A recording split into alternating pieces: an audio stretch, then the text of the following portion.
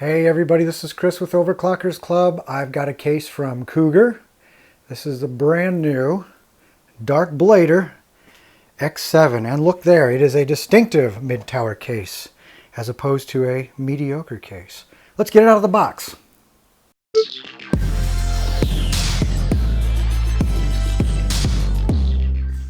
Well, actually, before I get it out of the box, let's kind of go over the specs. I like to do that so I sort of know what I'm getting into before I get it out of the box. So there's the name. It is the DarkBlader X7. It's a mid-tower. So motherboard support, we've got a mini ITX, micro ATX, ATX, CEB, and an extended ATX. That's what the eATX is. So it's sort of a larger ATX. So there are your dimensions. Let's see. What else is important here? Okay, so it goes over your cooling fan support and water cooling support. Sometimes it's confusing on the fans as to what is actually included, or my guess the asterisk there means it comes with 120 millimeter fans. However, it will handle up to 140 millimeter fans. So let's see. Okay, what else? 4 millimeter tempered glass. It does have an onboard lighting system, RGB sync with motherboard, yes. Your graphics card length, CPU cooler height, and PSU length. So those are all important if you're building a system. It's good to know that up front. And this says midnight green, so it looks like we have a few different color variations also, so that will be interesting. And now we talk about the features in a little more detail. So let's see if there's anything really interesting here. There's an ARGB strip. Okay, let's see, massive tempered glass, but that's pretty standard now. A lot of cases use tempered glass on the front or sides or even the top. So vertical GPU support, so that's nice. So this revolutionary case is both about performance and aesthetics to bring your system's awesomeness to the limit, and who wouldn't want to do that? DarkBlader X7 supports vertical GPU installation. And that is nice if you have a GPU that you really want to show off, because when they're in there, when they're in there sideways like that, you can't really see what's going on if you have a fancy GPU that you want to show off. So, all right, so that's really telling us what we already knew on the other side panel. So there's really nothing else to see on the outside other than it looks like it does come with these ARGB VK120 fans pre-installed. Now I can actually get it out of the box. All right, so there it is out of the box. Hopefully I didn't put anybody to sleep going over all the good information on the box. So we'll get the styrofoam off, and tell you what, let me just pull that bag off. There it is out of the box, and it has kind of an olive green. I don't know how well you can see the color, but it does have sort of an olive green theme to it there. And my first impression is, wow, that really looks nice. I like this case. It's not terribly complex like some of the other Cougar cases are that I've looked at, but I like this. The glass on the side here, now what you're seeing are the protective plastic coatings, so let me pull that off. Alright, so I got that plastic peeled off. No sense boring you with that detail there. Wow, that reflection in the glass, so you can really see everything else that's going on in the room. And there's a little sticker that was on the outside of that plastic, reminding you that it is tempered glass, handled with care. So I'll just stick that on the workbench. All right, so again, kind of getting a first impression here, looking at the I/O on the top of the case. There is a single USB 2.0, two USB 3.0s. There's a headphone microphone jack right there. Here's your reset button, and then your power button there, and two little holes. I'm not sure exactly what those are. Those might be like power and hard drive activity LEDs down in there. We'll have to see when we power it up if those do anything. There's a nice mesh cover on top to keep the dust out. It does have the magnetic perimeter strip. And this one has a little hard to tell. It's sort of an olive green hue to it to match the theme of the green on the case. That's going to be hard to focus on because the camera can't really see exactly where to focus, but you get the idea there. All right. Back on top, you can see we have various mounting slots or provisions for cooling fans along the top. And the reason you have two sets of slots on this side is so that you can use 120 millimeter fans, or if you span both slots, you can go up to 140 millimeter. That's what that is for. Now looking across the front, this is a plastic front fascia, and I'll pop that off here in a moment. Looks to me like there's an LED strip across the front for some LED activity. There's like a plastic insert here, this whole section. And there's a slot right along there, depending upon how you look at it. That I'm sure is for air intake. There's probably one on, yep, this side too. So there's air intake. It looks a little small, so we'll see if we have any issues with airflow. Usually, yeah, there's a big gap under here. I'll flip the case over so you can see it. Anytime you cover the front of the case, a lot of times your front fans can be starved for airflow. So the manufacturers usually try to allow provisions along the side or the bottom to sort of compensate for that. So again, the side is glass. That reflection is kind of hard to really see what's going on. So what I'll do is take the glass off so we can see inside. On the back, it looks like we've got the 120 millimeter rear fan. There are slots so that the fan can be slid up and down if you need to adjust it. Now here's where they talk about the vertical GPU support. So your graphics card would fit right here on the slot, and it looks like, again, I'll have to get the inside open there to see what's going on. There's your access hole back here for your power supply, and then the back is just a solid metal piece. So now let me get the side open. And to get the glass panel off, there are two of these thumb screws, one at the top, one at the bottom. Take those loose and the panel slides to the left slightly, and then it comes off. So I'll set this down here for now. And then looking inside, this is interesting, there's a little window for your power supply. So a lot of times these shrouds completely cover the power supply, so it gives you this clean, stealthy look, keeps all your wiring covered, but that really nice power supply that you might want to show off, sometimes you can't because this is all blocked. But here we have a nice window cut out just for that. Now we have these little rubber isolators. That usually means, typically these are supports for, and I'm just speculating here, like hard drives, although these are kind of in a little bit of an odd pattern, so we'll see what those are for. I can see we've got some nice access holes back here for your wiring to come up, fan connectors, things like that to your motherboard. We have some other slots along the back plane here for cables to pass through, and then there's an opening in the front here. This is for clearance for fans or front radiator if you want to do that. And I can see there's a mesh filter there, which we'll look at here in just a moment. And there's the rear 120 millimeter fan. There is, by the looks of it, just one fan, one rear 120 millimeter fan. So it is on you to supply whatever fans for the front or the top. If you go with liquid cooling, then your system will probably, or your cooling system will likely come with fans.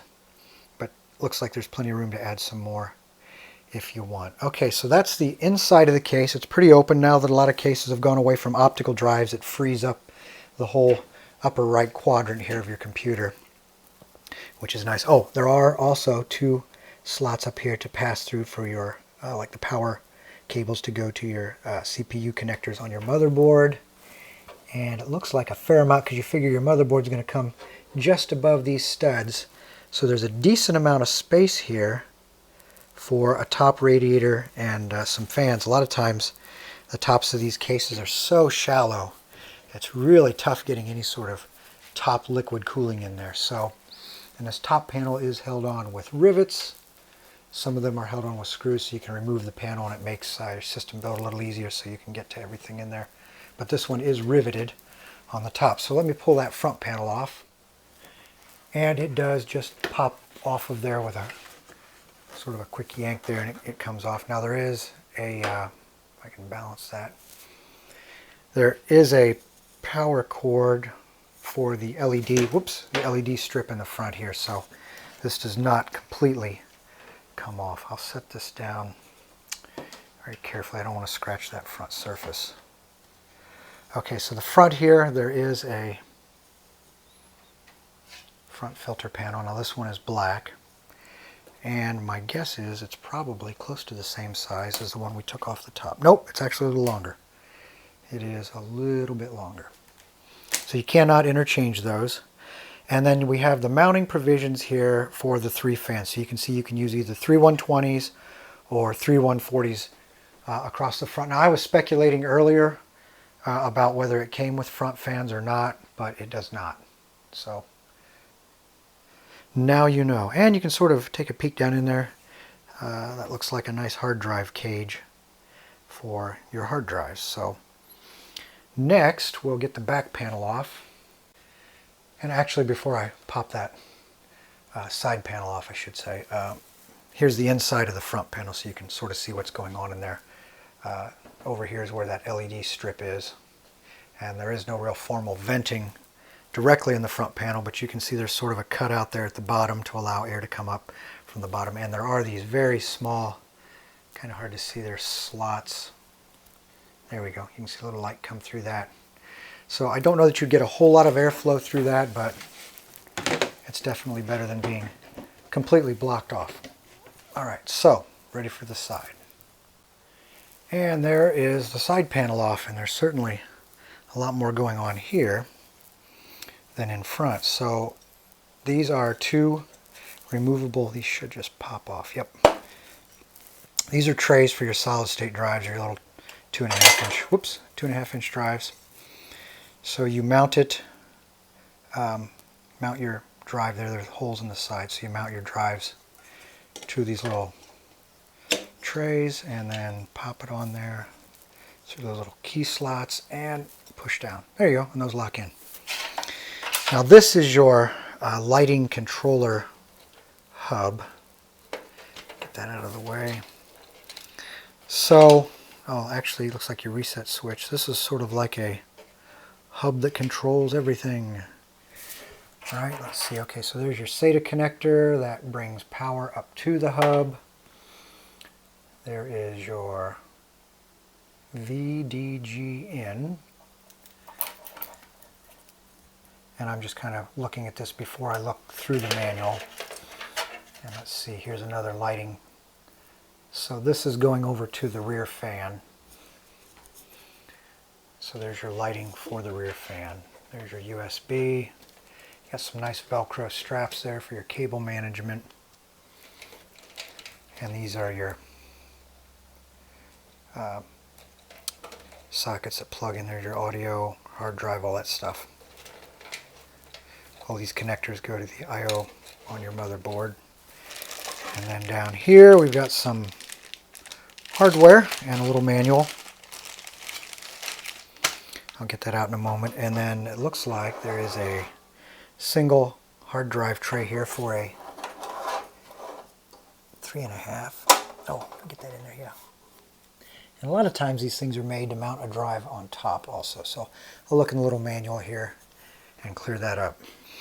So this sort of shows you all of the different components, what your cables are, all of your fasteners. So it looks like if you have any questions on what goes where, you've got that.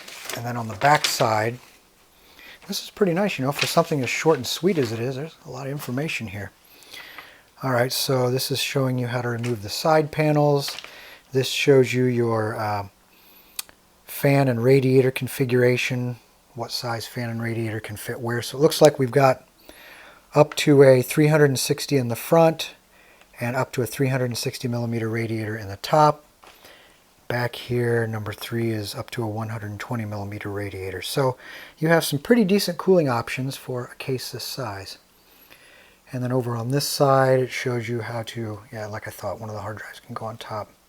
But this shows you your various hard drive configurations, how to set those up.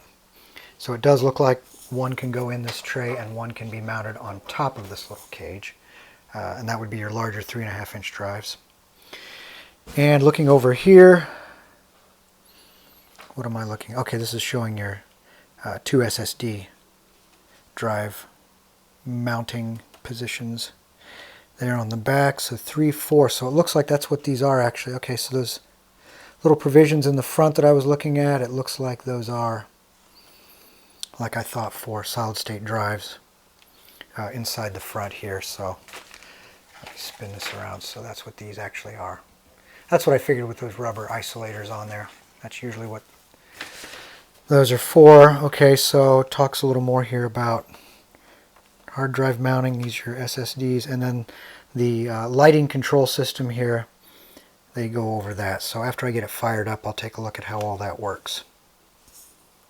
Alright, now I'm going to flip the case over so we can look at the bottom, but before I do that, inside the power supply area here, there are two, looks like almost like a foam rubber, hard foam rubber, two runners there that your power supply would rest on, and of course it draws the fresh air in from the bottom typically, but you can flip the power supply over if you want and draw from inside of the case, but most people have the intake for the power supply facing down. Alright, so let me flip the case over.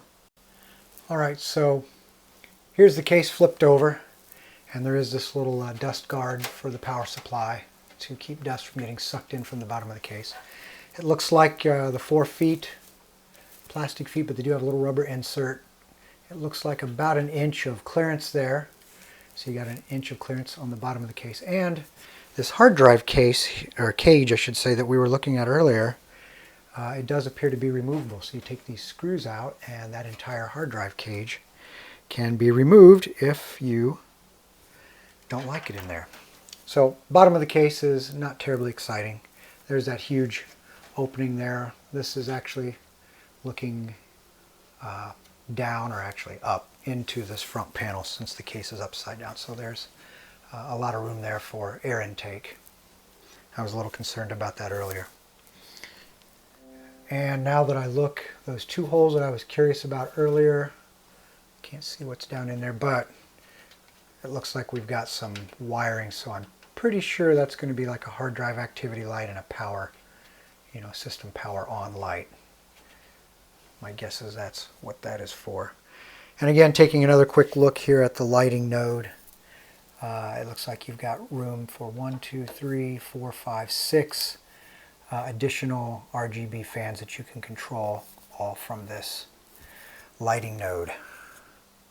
And something else I just realized, I told you wrong earlier. I thought this was a reset button right here, because usually the reset button is right next to the power button, and it's usually a little smaller.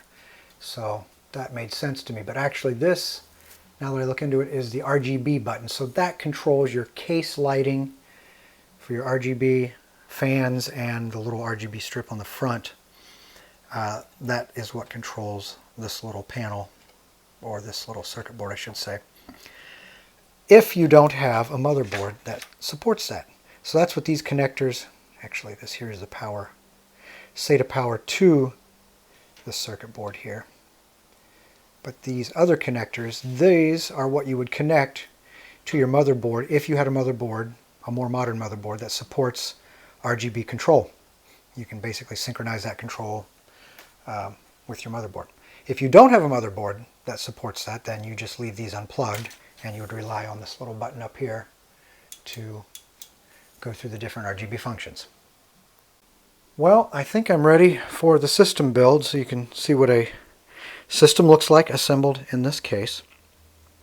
And for the power supply, I will be using this BXM850 from Cougar and the Aqua 280, which is a cool liquid cooler. And I'll be using my old, reliable, very old, but still reliable Z87 motherboard. Yeah, I know it's a dinosaur by today's standards, but it gets the job done. Okay, I'll be using the 4770K Intel CPU, and in all of your excitement with building a new system, make sure you put your little I/O shield, panel, guard, whatever you want to call it, in there. I've put a few motherboards in before and realized I forgot to put the panel in, and then you got to pop the motherboard back out, so try to avoid that. And there's the power supply, and somewhere around here there's the cooler. We'll get that installed here too. Another thing to keep in mind when you're assembling a system is make sure you keep track of all your fan cables, fan connectors, anything that can get trapped behind the motherboard when you're installing it. The motherboard should lay in there perfectly flat and smooth. If it doesn't, there's probably something underneath the motherboard, so do not force it. Pop it back out and make sure everything is clear. And now I'm ready to get the power supply in there. Be real careful when you do, otherwise you will possibly scratch it like I did there. So be extra careful sliding it in and out of a case. This is a modular power supply. It is not a fully modular power supply. Those usually have the entire face here covered with these sockets. Some of them a fully modular power supply. I guess they figure, you know, you're always going to use your 24-pin power connector to the motherboard, so they just leave that permanently attached. Now this particular power supply does have a couple other cables that are permanently attached. I guess they figure you're always going to have to put power to the CPU, and you're always going to have some kind of a graphics card, so you have some cables that are permanently attached. Anyway, we'll get this installed. One more thing to mention about power supplies. Two ways you can mount them. You can mount them with the fan up like this, in this orientation, or you can mount them with the fan facing down, which will draw the fresh air into the power supply from the bottom of the case. And there's nothing wrong with that. Some people like to put them, though, in this orientation. For this particular power supply, it has this nice painted surface, so you might want to show that off. But in this case, with the shroud here, it sort of covers the top of your power supply up. Either way, what I want to say is if you do mount it with the fan up, make sure if you do any work inside of your case that you have everything powered down, powered off, unplugged, and you put something, a piece of plastic or cardboard or whatever over the top of this so you don't drop any screws or fan clips or anything into the power supply. It's very easy to do when you're building a case or when you're installing a new graphics card or swapping graphics cards. It's real easy to drop a fastener and you don't want it to go down into your power supply. So just be careful. So another thing to mention on your power supplies, if you do mount it with the fan up and you cover it while you're working on it, make sure you do uncover it or you'll choke off the air going into your power supply. The other thing as far as planning ahead is you need to think, again, with regard to which way you put your power supply in. Some cases are so tall that some of your cables may not reach. So depending upon which side your cables come out on, whether they're on the front side of the case or the back side of the case, which if I mount it like that, these would come out on the back side of the case. You want to sort of plan ahead so that you don't end up in a situation where you have to flip the power supply over after you've already got everything installed. Now I'm going to go ahead and put this one in with the fan facing down, which will bring all of my cables that are permanently attached really over here where all the business is going on anyway. And while I'm talking about some of the do's and don'ts of system building, there's almost always a single cable, and I think I said wrong earlier. I said this was for a GPU and this was for the CPU, but I've got them switched. So this is actually a GPU socket or a plug coming off the power supply, and this one here is the power for your CPU that connects to the motherboard. Anyway, a case that has a nice sized hole here is a real blessing when it comes to getting your cables to fit through there, because I've seen some cases that had such a small opening there, you really struggle to get your CPU power cable through there. But you want to make sure you plug this on or plug this in early on in your system build, because there's not a lot of room there usually to plug these in, and if you have a very large bulky air CPU cooler on the other side, there won't be any room to get your hands in here from the other side to get this plugged in. So you want to plug this in before you put your cooler on there if it's a large air cooler. Liquid cooler, not really a big deal. I have enough of the power supply installed for the moment, so now I'll go ahead and start getting this Aqua 280 from Cougar installed. Now this case does not come with any front fans or top fans, there's just the one rear exhaust fan. So what I'll do is try to mount it so I get the best airflow from front to back, which will be the radiator and fans up here in the front. And it's a good idea to sort of do a test fit to make sure everything is going to go where you want. So I try to find the natural bend of the hoses so I don't force things. And it looks like that's kind of a good orientation. And let's make sure that everything will fit. And that looks like that will fit perfectly. So that's how we'll mount it. So I have the front fascia popped off, and it's connected with this cable here. So when you set it down face up. Don't set the face down or you can scratch it. But make sure you don't drop anything on top of it. Back to the front of the case. So there's the 280 millimeter radiator. You can see there's room for a 360 millimeter front radiator, but it fits in there quite nicely. So I'll get the fans installed, and then I'll get the pump mounted to the CPU. I need to clean it off from the last installation though first. So many cases now are made without any optical drive bays, which leaves the whole top part of the case there, the front top, open for a much cleaner build. You don't have those optical drives in there. And I have mixed emotions, although I really don't use one anymore for anything, so I guess I'm okay with them slowly going away. But here's the front filter, and again it has a magnet around it.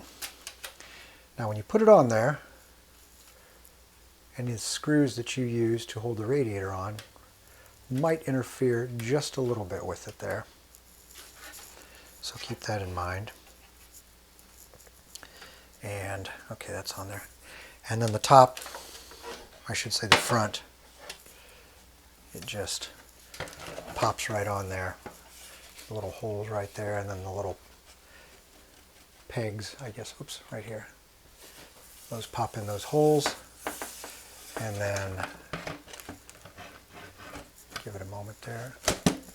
Yeah, they just press together very easily. All right, the pump is installed. I still need to get the fans in there, and I'm getting ready to put the graphics card in. So I popped out these two slots right here, but what I noticed is this entire piece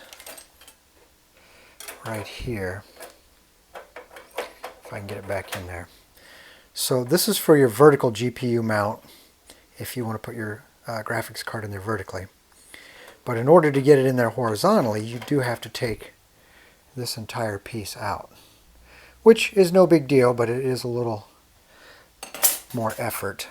So there are 3 screws that hold that main bracket in there, and then I actually had to take a couple of these screws loose because it was hanging up on them. But anyway, to get the graphics card in, you have to take this bracket out, this vertical GPU bracket right there.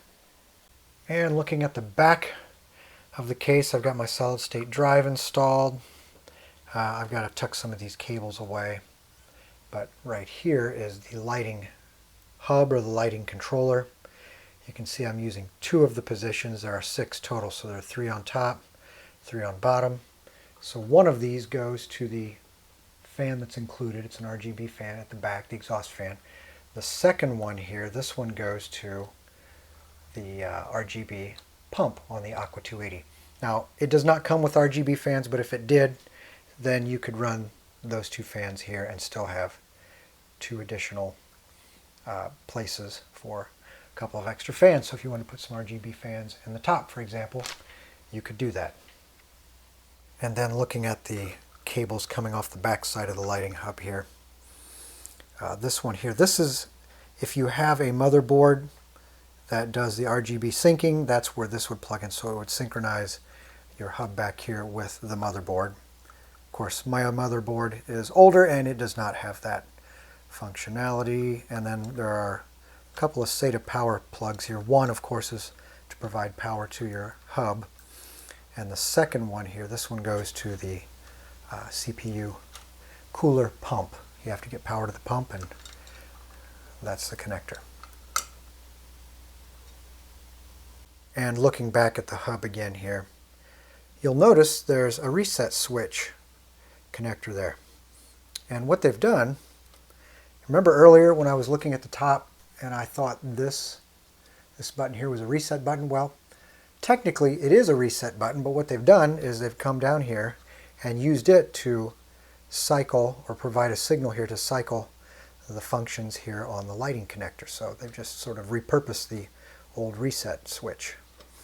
And then this connector here, this goes to the front of the case to provide your power for your LED effects on the front of the case. So I got everything assembled, got the case powered up. I'm leaving the side glass off for now because there's so much glare when I shine the light in there that you can't see anything. But there's what the entire case build looks like. Plenty of room in there, despite the small size. It's a pretty clean build. All of the access holes to run your cables through are well positioned. And there's what the Aqua 280 looks like in there. And believe it or not, I wasn't paying attention when I put those fans in, and I had them in backwards, so they're actually blowing air out the front instead of pulling it into the case. I got down to the last screw on the last fan there, the bottom fan, before I realized it, so oops. Anyway, overall, and I'll get the glass on here in a moment, but this is not a bad looking case. I like the RGB effect along the front there. It's enough to get your attention, but it's not over the edge. And the green color, you know, honestly I wasn't sure how I was going to like that, but it's so muted. It's so, I don't really want to say bland, but it's just not a real strong green. I wasn't sure if I was going to like that at first, but it's actually nice. It's actually more of a gray color, depending upon your lighting. Now I'll say this about a top-mounted radiator. There is plenty of room up there, obviously, for a 360 millimeter top radiator. And depending upon your fan configuration, there's definitely room for one set of fans. Some people really like the push-pull configuration, and what you have to watch is if your fans will hit any of your motherboard components. So what I'll probably do here in a little bit is pull the radiator out, stick it up top, and really look at the clearances to give you an idea of whether you could do a push-pull configuration. And it's been my experience that a push-pull doesn't really gain you a whole lot other than a lot of fan noise if you really crank it up. You might get a degree and a half of difference, at least in all the testing that I've done. Other than the cool factor of having all those fans, it doesn't really do a whole lot for you. And my comments on the vertical GPU, those vertical slots there are somewhat close to the edge of the case. So a graphics card like this is a reference card. It uses a blower to pull air from inside the case and exhaust it out the back. That's really the best case for air movement. It doesn't dump the heat or as much heat into the case as some of these coolers that have the dual and triple fans that just dump the heat into the case. And in that situation, you really need to have a case that has good airflow to keep the heat that builds up being pushed out of the case. Now I'll do some overclocking here, crank up a little bit of heat, and sort of look at some of the thermals. Alright, here is the thermal camera. We're looking at the system as it's overclocked to 4.2 gigahertz using the 4770K and Prime 95 to put the load on it. I'm also running Time Spy on 3D Mark to crank up the heat on the GPU also. The side glass has been removed, otherwise there's so much reflection you can't really see what's going on, but you can definitely see the hot spots in there. And the purpose of this is just to sort of show the heat patterns on the case. And what I'll do is I'll put the side glass back on and let the heat build up a little bit. Alright, so now I've got the glass side panel on, got the CPU and the GPU stressed. It's about 67 degrees Fahrenheit in the room. Looking across the front, and again the colors just show that there's a temperature differential. But you can see where, actually that's probably heat coming from the radiator there on that side, although that is sort of an odd pattern. But I also notice, like I said, I can feel cool air being pulled in from these side vents, as well as the air being pulled in from the front. Now the side glass here is going to reflect basically me there, so I'll just focus more on the top. There's a little bit of heat gathering at the top. And then looking at the back, there's the exhaust fan. And down in there, you can see part of the motherboard there. below the fan. And then there's the GPU, which is a little warm but not bad. And then down below that is the power supply, and you can see there's a little bit of heat on it, but not real bad. So overall, I don't see anything that tells me that we have bad airflow, and that's with the 2 fans on the radiator and only 1 rear exhaust fan. And there's the metal side of the case, and you can see right there where the CPU is on the other side. Now, I know people will be curious to see what does it look like with the radiator in the top. How much room is there? Well, I've got the radiator pulled out of the front and I mounted it in the top. Now, this is a 280 millimeter radiator, so that's as wide as you're going to get. And if we look, you can see normally the radiator is crowded against this side, and then if it's a 120 millimeter wide, it goes to the first set of slots here, and since this is a 280 millimeter wide, or I'm sorry, 140 millimeter wide radiator, it's 280 millimeter long, it goes to the second set of slots there. So it fills the whole top, this particular radiator does. Now, when you look at your fan space, right now there's plenty of room for just a single set of fans. If you wanted to go with 2, that's a different story. It's going to depend on what motherboard you've got, the type of RAM, whether or not the fans will hit. And that's really kind of hard to tell until you try to put the system together. I will say my experience with push-pull, it really doesn't seem to make a huge difference. All the testing I've done with it may be a degree, 2 best case from my experience. So you go to a lot of extra effort to cram twice as many fans in there, you get more fan noise for not a lot of benefit. Now I've got the fan cables there just sort of draped over the top because the way the fan or the way the radiator fit in there, I've got the fans on the opposite side, but I'm just trying to show here how that would fit.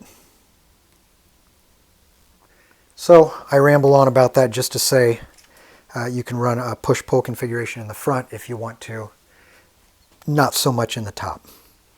Now if you do run a full 360 millimeter radiator in the top, you will fill the whole top here horizontally all the way to the back, which means you'll need to push this fan down a little bit to clear your fan at the back. And this is fortunately on some slots, so you can slide this fan down and make room for that. And again, as far as radiator coverage, you've got up to a 360 on the top, 360 in the front. It does only come with 1 rear fan, so if you want more fans, or if you're using like an air cooler, you might want to pop a couple fans in the front. Certainly wouldn't hurt.